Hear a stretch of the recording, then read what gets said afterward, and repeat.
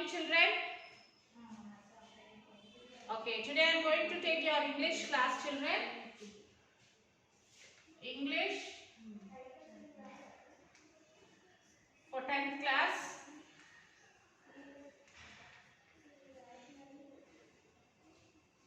Okay, we have completed Unit 1. So today we are going to start Unit 2. Okay, children. And most of the children have not sent me the homeworks. So if you send the homeworks, we will send your books to the DO office, and the books will be stamped from there, and then you will get the hall tickets. Then they will come to know that you people are attending online classes, and they will give the hall ticket. So if you are not sending this, so you won't be getting the hall ticket. So whatever the lessons you are seeing through the videos, write the homeworks, classworks and send it to us. Very soon we are going to collect your books. Okay, children, don't think that we are not going to collect whatever the photos you are sending, that is enough. We will collect your books. Okay, children? Yeah. So today we are going to start second unit, that is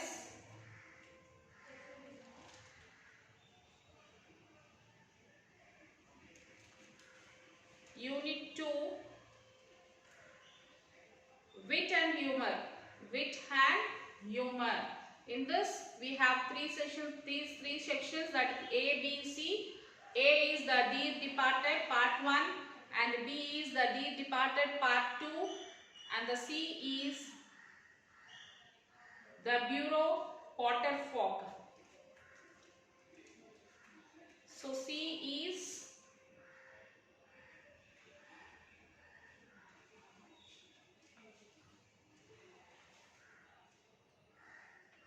the Brave Potter.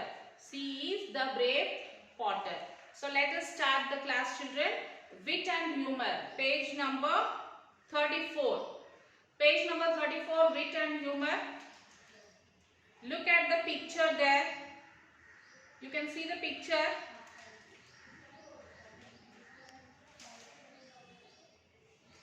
Observe the picture carefully, children.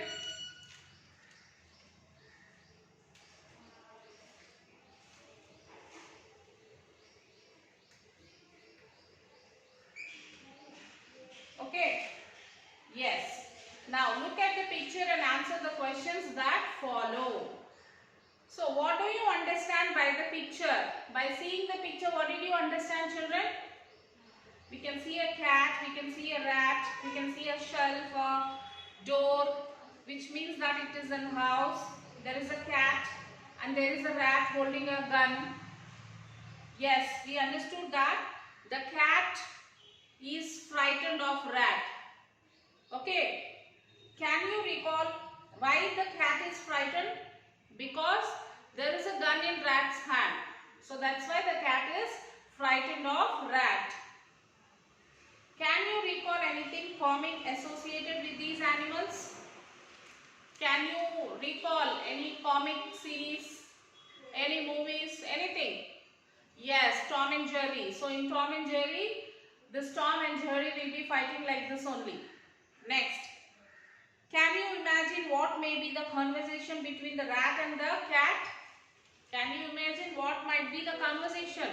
Conversation means what might be the cat and the rat were talking. Yes, the cat might be requesting the rat to live in. How do people differ in enjoying humor? Young and old, rural and urban, literates and illiterates. So like how people enjoy their humor, and their young and old, and literate and illiterate. If people are illiterate, how do they feel? If the people are illiterate, how do they feel? So you have to write the differences between this 3 points. Okay, children, now we'll start the lesson. That is reading part. That is the Dear Departed. The Dear Departed. The Dear Departed.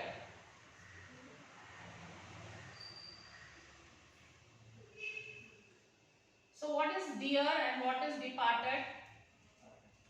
Dear means the person who is very dear to us, whom we like very much, whom we love very much.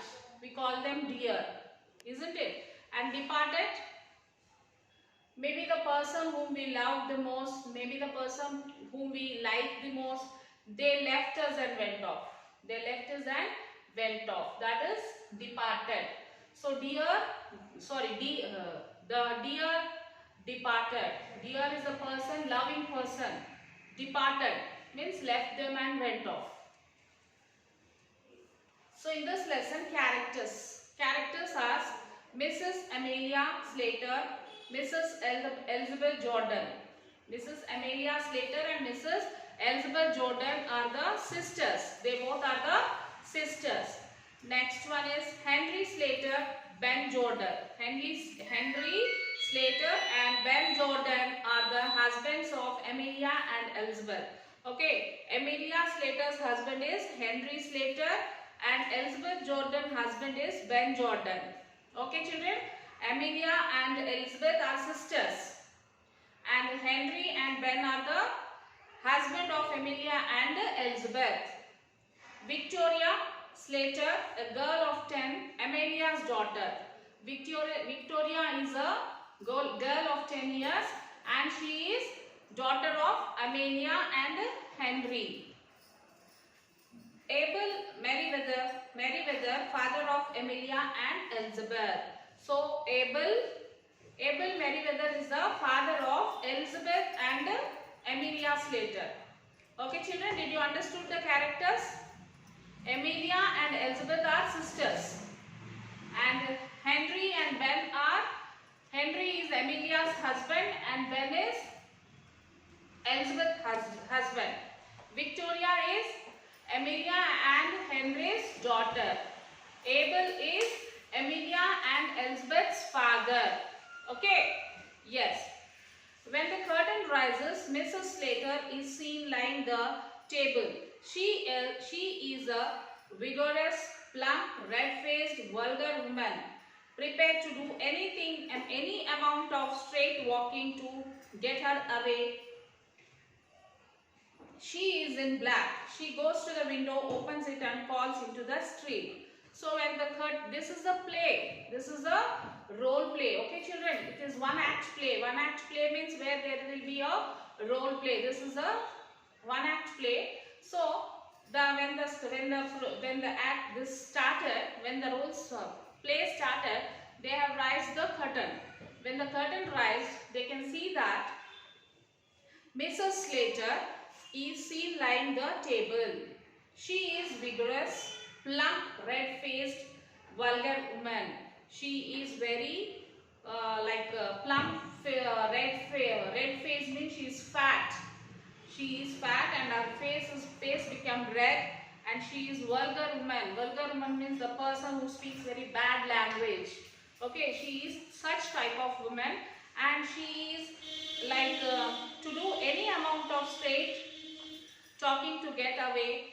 She is in black. She is ready to talk anything. If she want to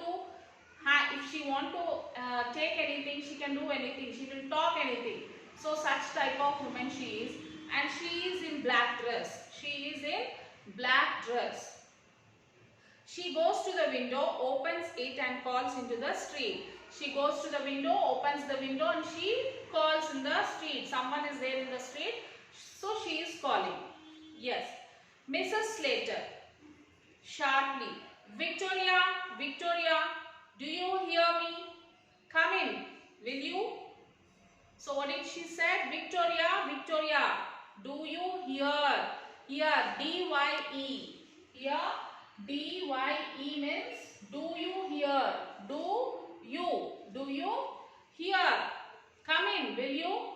So she was calling someone. Who? Mrs. Slater is calling someone by the name Victoria, and she is telling, can you hear me? Will you come inside?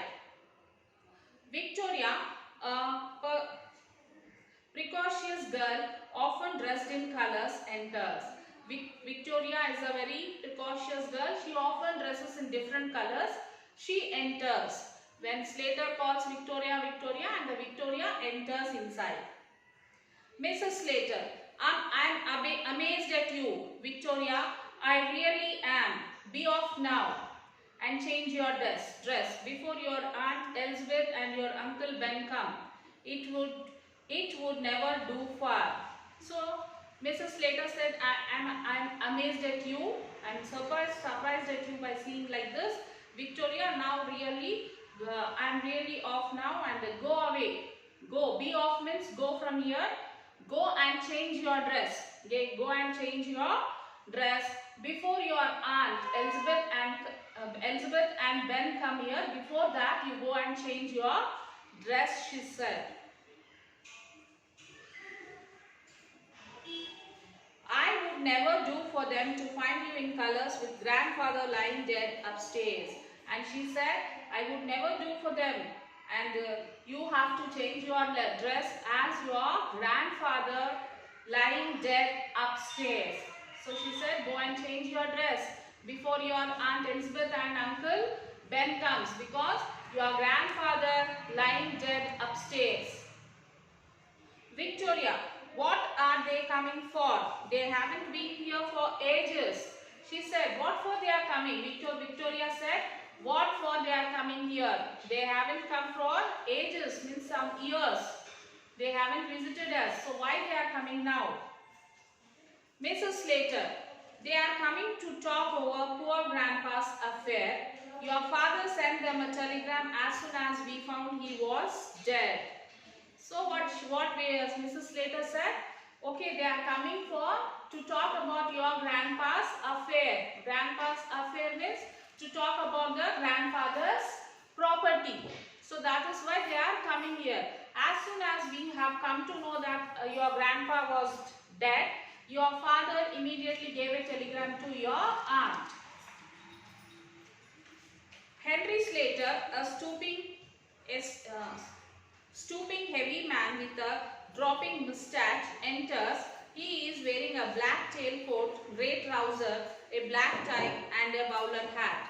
So now the Henry Slater. Who is Henry Slater? Victoria's father. So he enters. He is a heavy man with a dropping moustache. The moustache will be very big. It will be hanging like this, dropping. Mostly moustaches will be here, but his moustaches is dropping. Okay. And enters. He is wearing a black tailcoat. He is wearing a black tailcoat. Means the coat which has a cut behind the vest. Behind his back side, there will be a cut. So that is called as a tailcoat. And here he wore a grey trouser, a black tie and a black bowler hat. Round shaped hat he wore. Now Henry, I am wondering if they'll come at all. When you and Elizabeth quarreled, she said she would never set foot in your house again. So Henry says that I am thinking that whether Elizabeth will come or not. Because last time when you both met, you both quarreled. And Elizabeth said she will never come to your house again. So I am wondering whether she'll come or not.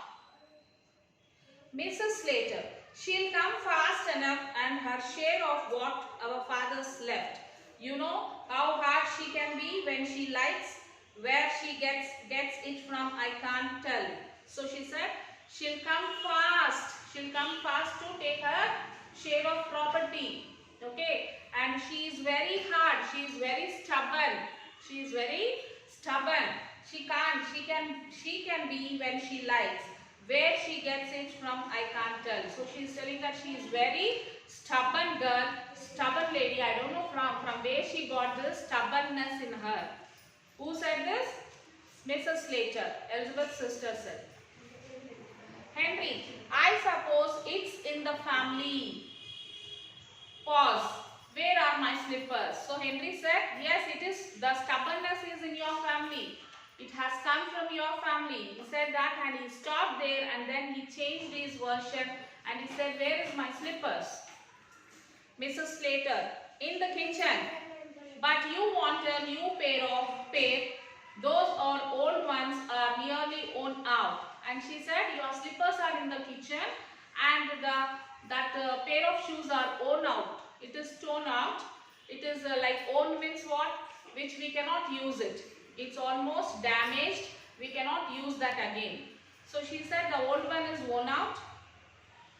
You don't seem to realize what is costing me to bear it like I am doing. My heart's fit to break when I see the little trifles that belong to father lying around. So she's telling that father died and the things which he belongs, which he loved very much, all the things lying around him.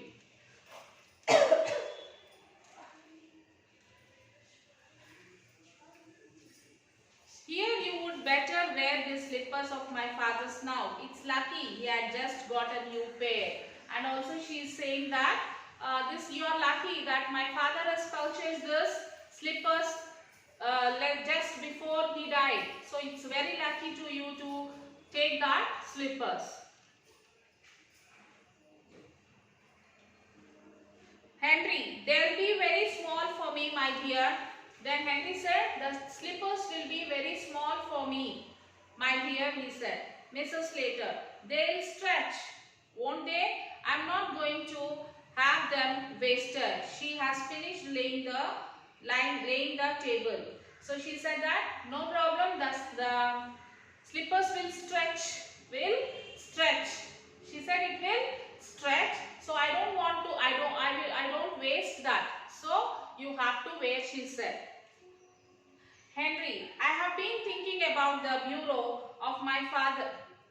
Henry, I have been thinking about that bureau of my father's that's in his bedroom. You know, I always wanted to have it after he died. So she's saying that, Henry, you know that in my father's bedroom there is one bureau. There is one bureau. Bureau means what, children? Like you can see that a table with shelves.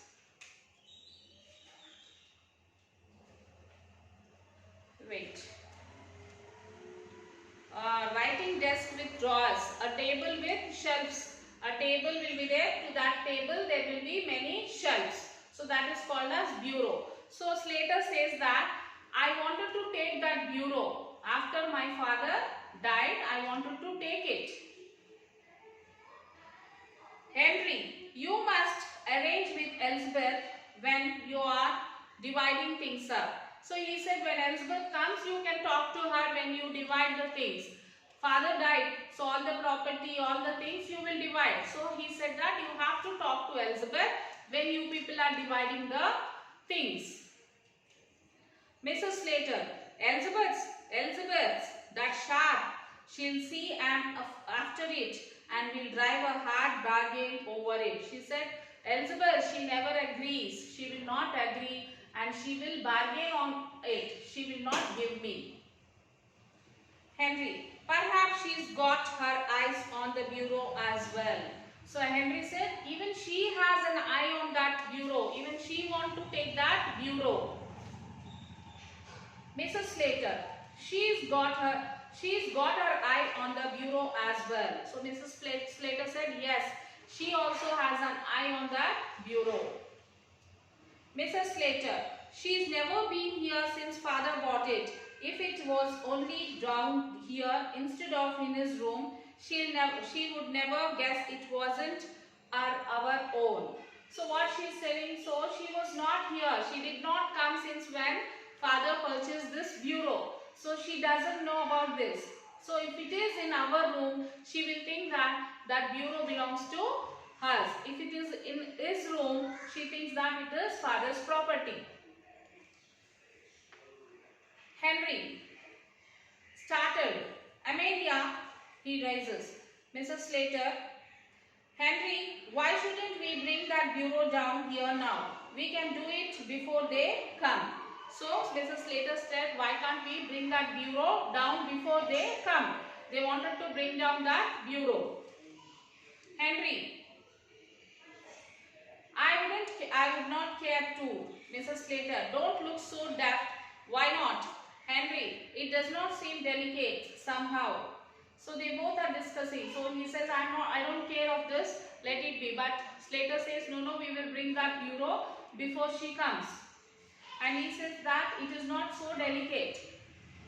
Mrs. Slater, we could put that shabby old chest of drawers upstairs where the bureau is now. Elizabeth could have that and welcome. I always wanted to get rid of it. So Mrs. Slater said, we have a shabby means dirty drawers, table which has a shelf, it is very dirty and shabby. She said, we will shift this drawer shelf, this chest to the upstairs in the father's room, and we will bring that bureau here. And when Elizabeth will come, she will think that that table belongs to his father and this bureau belongs to us. And she is telling, even I wanted to get rid of that old shabby chest. Henry, suppose they come when we are doing it. So Henry says, suppose if they come when we are shifting that bureau, what will happen? Mrs. Slater, I'll fasten the front door, get your coat off, Henry will change it. So she said, I'll fasten the front door. I'll go and lock the front door, you remove your coat and we will start shifting that bureau. Mrs. Slater goes out to fasten the front door. Henry takes his coat off. Mrs. Slater reappears. So what happened? They started doing this. Mrs. Slater went to close the door and Henry removed his coat, and again Mrs. Slater came back. Mrs. Slater, I'll run up and move the chairs out of the way. She said, Mrs. Slater said, I'll run up and I will remove all the chairs which is there on the way, so that it will become easy for us to carry the bureau down. Victoria appears, dressed according to her mother's instruction. Now Victoria comes. Who is Victoria? Mrs. Slater and Henry's daughter. She comes, she dressed up as her mother instructed her.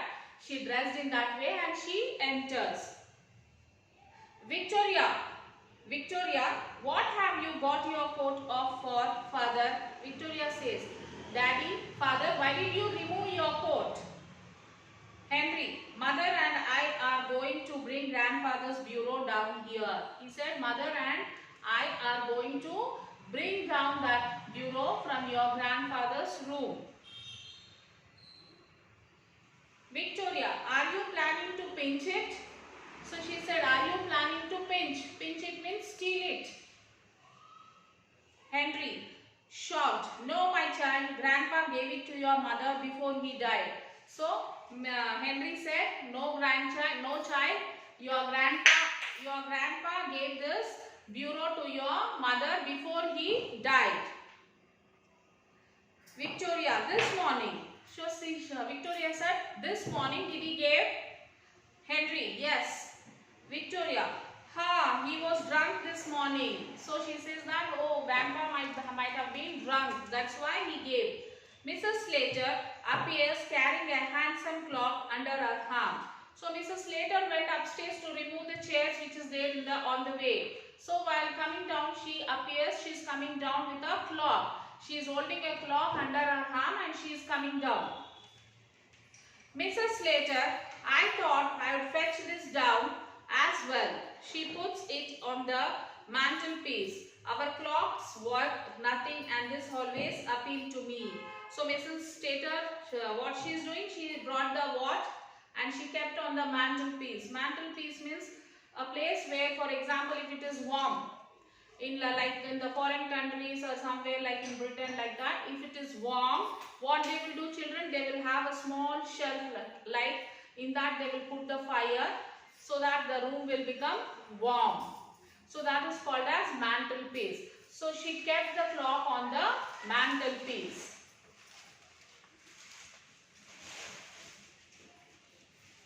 Victoria, that's grandpa's clock.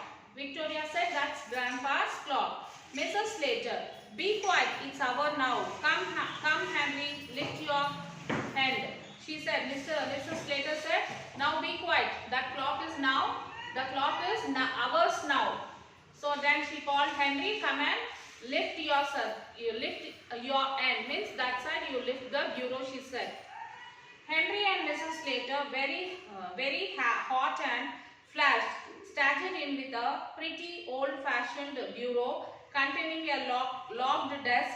They put it where the chest of drawers was. So they are bringing the bureau contains some different chests, different drawers are there, lock is there, everything is there, and they put it where the chest of drawers was.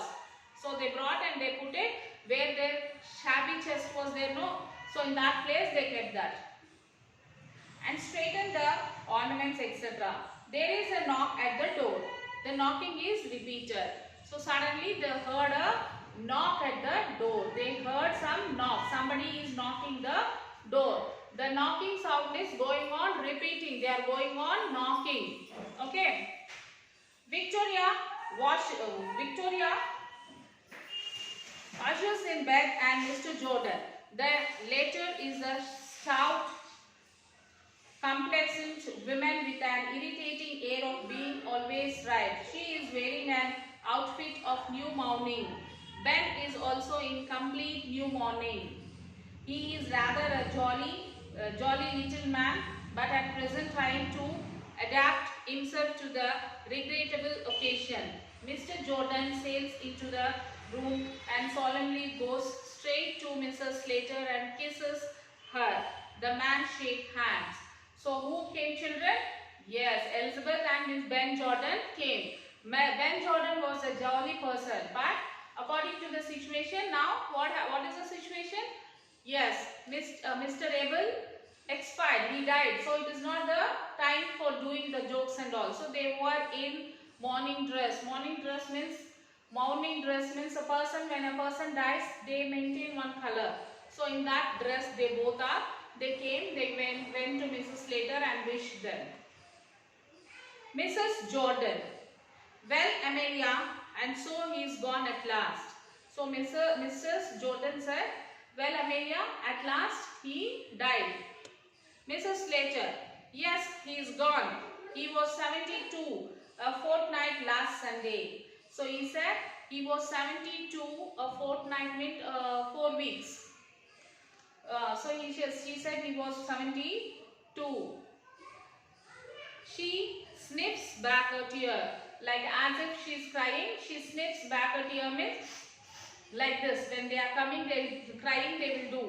So she did like that. Okay, who? Amelia. Ben. Now Amelia, you must not give away. We'll all got to die sometime or other. So Mr. Ben said, don't cry. One or the other day, everyone must die. Mrs. Jordan. And now perhaps you will tell us all about it. So Mrs. Jordan said, now you will tell about what all happened. Mrs. Slater. Father had been merry this morning. He went out soon after breakfast. He paid his insurance. So she said, Father was very merry this morning. Merry means happy. Father was very happy this morning. He had his breakfast and he went out to pay his insurance. Ben, my word, it's good thing he did. So he said, oh, that's a good thing what he did. He paid the insurance. Mrs. Jordan, he always was thoughtful in that way. He was too honorable to have gone without paying his premium. So she is telling that he is very good man.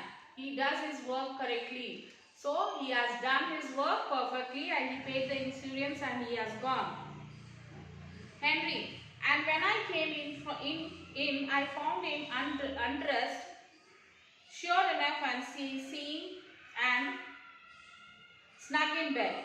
So when I came inside, I could see him that he was sleeping on the bed as if he is feeling somewhat cold. So he was snug in his bed. Mrs. Slater. And when we had finished dinner, I thought I would take up a bit of something on a tray. He was lying there for all the world as if he was asleep. So after dinner, I thought of giving him something so that I took some dinner for him in the tray and went to him. So from far I saw as if he was sleeping on the bed. So I put the tray down on the bureau, correcting herself on the chest of drawers. So she said, so I took the food in the tray and I went to give it to father, but I could see that he was sleeping. So suddenly I kept the tray on the bureau. So she said this and immediately she corrected, no, not bureau, on the chest. Why? Because they have shifted the bureau from there. Now there is a chest. So immediately she corrected herself and said, no, on the chest, she said.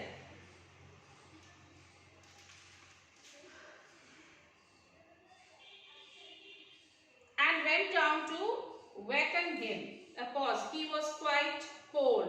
And she said, I went to waken him up, but he was very cold. Mrs. Slater, rising briskly at length in a business-like tone. Well, will you go up and look at him now, or shall we have tea? So Mrs. Slater said, okay, what happened is happened, whatever happened. So will you go up and see him now, or will you have a cup of tea? Mrs. Jordan, what do you say, Ben? She asked her husband, what do you say, Ben? Ben said, I am not particular. So he said, I am not particular. So if you want, we'll go, otherwise we'll have a tea. Mrs. Jordan, surveying the table. Well, then if the kitchen's ready, we may as well have tea first. So Mrs. Jordan said, okay, if the tea is ready, we'll have tea first. Mrs. Slater puts the kettle on the fire and gets tea ready.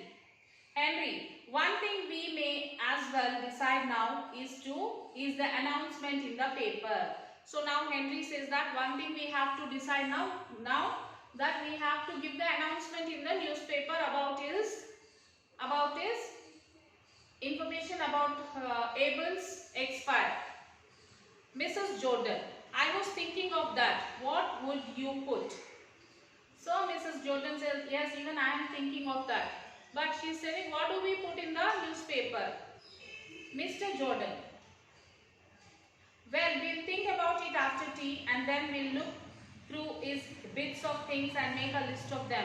There's all the furniture in his room. So Mrs. Jordan said, okay, we'll think about it later. First we'll have tea and we'll first see what are the things are there in his room and everything. We'll check that and then we'll think about that, she said. Henry, there's no jewelry or valuables of that sort. So Henry said there is no jewelry or any valuable things in that type of things in his room. Mrs. Jordan, except his gold watch, he promised that to our Jimmy. Mrs. Jordan said that except his gold watch, and that gold watch also, he promised that he will give that gold watch to Jimmy. Mrs. Slater, promised your Jimmy? I never heard of that. Mrs. Slater said, oh, did he promise that he will give it to Jimmy? But I never heard that. I never heard when father said that he will give that watch to Jimmy. Mrs. Jordan, oh, but he died. But he did. Amelia, when he was living with us, he was very fond of Jimmy. Jordan said, no, he said, because he said, Amelia, when he was living with us, he was very fond of Jimmy and he said that he will give that gold watch to Jimmy. Mrs. Slater, well, amazed, I don't know. Ben, anyhow, there is his insurance money. Have you got the receipt for the premium he paid this morning? So Ben said, okay, let it be, but he has his insurance money and he's asking whether you got any receipt with the premium, the installment amount which he paid this morning. Mrs. Slater, I have not seen it. Victoria jumps up from the sofa and comes behind the table. Victoria, mother, I don't think Grandpa went to pay his insurance this morning. So Victoria, she jumps on the sofa from behind the table. She comes and she says that, mother, I don't think Grandpa went to pay the insurance this morning. Mrs. Slater, he went out. Victoria, yes, but he did not go into the town. He met old Mr. Tattersall down the street and they went off past St. Philip's Church. So she said, yes, he went out, but he did not go to pay the insurance. He went to the street, he went to the town and he met his old friend and they both went to the church. Ben, do you think he hasn't paid it? Was it overdue? So Ben says, do you think that did he pay the premium or not? Not. Is there any dues in that insurance? Mrs. Slater, I should think it was overdue. Mr. Jordan, something tells me he is not paid it. Mrs. Jordan says that I think he did not pay the insurance. Ben, the drunken old beggar. So Ben, Mrs. Jordan's husband says that he is a drunken old beggar. He is scolding him.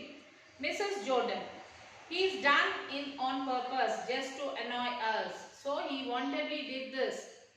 Mrs. Slater, after all I have done for him, having a put up with him in the house these 3 years, it's nothing sort of spending. So she said, I looked after him all these 3 years, but even though he don't have any mercy or courtesy towards us. Mrs. Jordan, I had to put up with him for 5 years. So Mrs. Jordan said, I have to put up with him 5 years. Mrs. Slater, and you were trying to turn him over to us all the time. Mrs. Slater said, yes, when you were taking care of him and you were trying to send him all the time. You were trying to send him to me all the time. Henry, but we don't know for certain that he is not paid the premium. Mrs. Slater, Victoria, run upstairs and fetch the bunch of keys that's on your grandpa's dressing table. So, Mrs. Slater said, Victoria, run upstairs and bring the bunch of keys which is there on the grandpa's table. Victoria, in grandpa's room? Mrs. Slater, yes.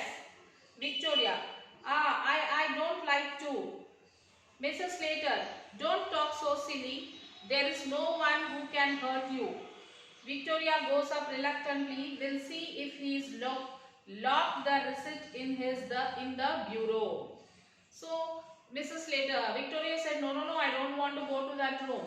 Then Mrs. Slater said, don't be silly. No one will hurt you. Go and bring the keys. We'll see that whether he kept the receipt of the insurance. Whether he might have kept in the bureau. Go and bring the keys, she said. Ben, in this thing, he raises and examines it. He said, where? Mrs. Jordan, also raising. Where did you pick that up, Amelia? It's new since last I was here. They examine it closely. Mrs. Slater, oh, Henry picked it up one day. Victoria returns very scared. She closes the door after her. So from there, Victoria was very scared. She closed the door and she was coming down. Victoria, mother. Mrs. Slater, what is it, child? Victoria, grandpa's getting up.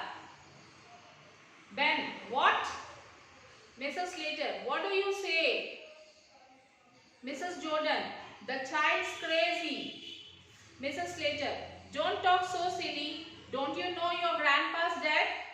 Victoria, no, he is getting up. I saw him. They are transfixed with amazement. Victoria clings to Mrs. Slater. So Victoria comes and holds her mother and says, no, grandpa is getting up. Ben, suddenly, hist, listen. They look at the door. A slight chuckling is heard from upstairs. The door opens, revealing an old man clad in the faded but gay dressing gown. He is in his stockade feet. Although over 70, he is vigorous and well colored.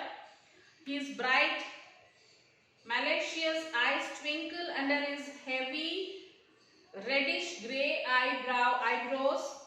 He is obviously either the old man, Abel Merriweather, or else his ghost.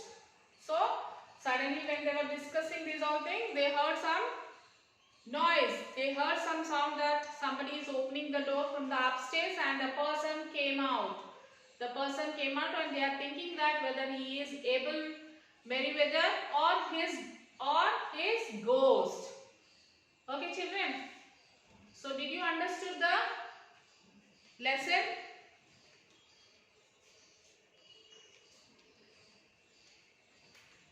Yes. The remaining part will be continued in the next part, children. Till that, you will have to read this lesson once again and then write the glossary of this.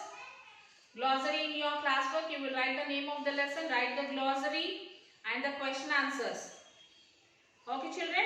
Write all the question answers, read this lesson once and write the glossary and attempt the question answers. Okay, children? We'll meet you in the next session.